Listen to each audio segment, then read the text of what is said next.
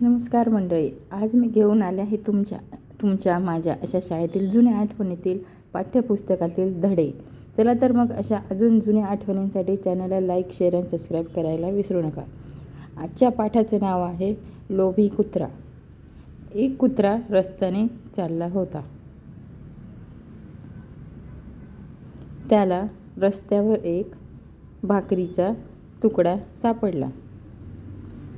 भाकरीचा तुकडा तोंडात धरून तो धावू लागला. कुत्रा एका पुलावर येऊन थांबला. पुलाखाली खूप पाणी होते. कुत्र्याने पाण्यात पाहिले. त्याला पाण्यात एक कुत्रा दिसला. त्याच्याही तोंडात भाकरीचा तुकडा होता. त्याला वाटले, पाण्यातल्या कुत्र्याच्या तोंडातून आपण भाकरीचा तुकडा हिसकावून घ्यावा.